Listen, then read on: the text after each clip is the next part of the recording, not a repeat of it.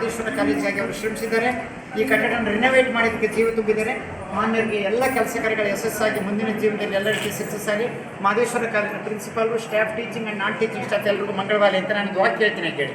ನಮೋ ತಸ್ಸ ಭಗವತೋ ಅರ್ಹತೋ ಸಮ್ಮಾ ಸಂಬುದ್ಧಸ್ಸ ನಮೋ ತಸ್ಸ ಭಗವತೋ ಅರ್ಹತೋ ಸಮ್ಮಾ ಸಂಬುದ್ಧಸ್ಸ ನಮೋ ತಸ್ಸ ಭಗವತೋ ಅರ್ಹತೋ ಸಮ್ಮಾ ಸಂಬುದ್ಧಸ್ಸ ಭವತು ಸಬ್ಬ ಮಂಗಳಂ ರಕ್ಷಂತು ಸಬ್ಬ ದೇವತಾ.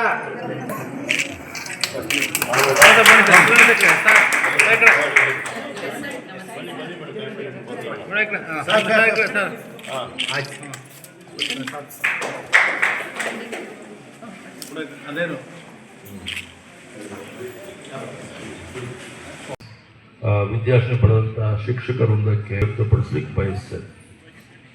ಜಾಗತಿಕ ಜಗತ್ತಿನ ಸ್ಪರ್ಧೆಯನ್ನು ಎದುರಿಸಲು ಒಂದು ಜವಾಬ್ದಾರಿ ಯಾರಿಗೆ ಅಂದರೆ ಇವತ್ತು ನಮ್ಮೆಲ್ಲ ಪ್ರಾಂಶುಪಾಲರು, ಉಪನ್ಯಾಸಕ ಬಂಧುಗಳಿಗೆ ಗೌರವವನ್ನು ಸಲ್ಲಿಸುವಂತ ನನ್ನಂತೆ ಆವ್ರೇಜ್ ಸ್ಟೂಡೆಂಟ್ ಆಗಲಿ ಅವರಂತೆ ಆಗಬೇಕು ಅಂತದ್ದು ಎಲ್ಲರ ಆಶಯ ಅಲ್ವಾ? ಕರೆಕ್ಟ್ ಹೇಳಿದ್ದಾನೆ ಕಬಡ್ಡಿ ಮತ್ತೆ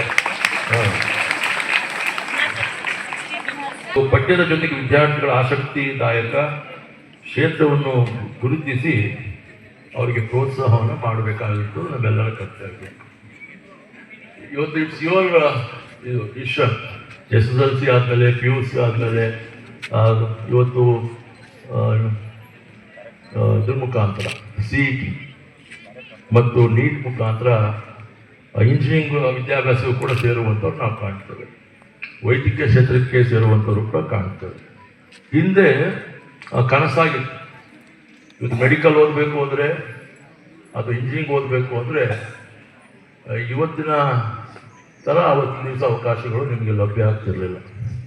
ನಾನು ಇದು ಹೇಳಲೇಬೇಕು. ನಮ್ಮ ತಂದೆ ಶ್ರೀಮಾನ್ ಬಿ ರಾಚಯ್ಯನವರು 83-84ರಲ್ಲಿ ರಾಮಕೃಷ್ಣ ಹೆಗಡೆ ಸಾಹೇಬರ ಸರ್ಕಾರದಲ್ಲಿ ಶಿಕ್ಷಣ ಸಚಿವರಾದ ಸಂದರ್ಭದಲ್ಲಿ ಶಿಕ್ಷಣ ಮಸೂದೆಯನ್ನು ಜಾರಿ ಮಾಡುವ ಮುಖಾಂತರ ಬಡ ರೈತಾಪಿ ಮಕ್ಕಳಿಗೆ ಪರಿಶಿಷ್ಟ ಜಾತಿ, ಪರಿಶಿಷ್ಟ ವರ್ಗ, ಹಿಂದೂ ವರ್ಗ, ಅಲ್ಪಸಂಖ್ಯಾತ ಸಾಮಾನ್ಯ ವಿದ್ಯಾರ್ಥಿಗಳು ಕೂಡ ಇವತ್ತು ಸಾಮಾನ್ಯ ಸರ್ಕಾರಿ ಫೀಸ್ನಲ್ಲಿ ಓದುವಂಥ ಅವಕಾಶವನ್ನು ಕಲ್ಪಿಸ್ಕೊಟ್ಟಿರ್ತಕ್ಕಂಥದ್ದು.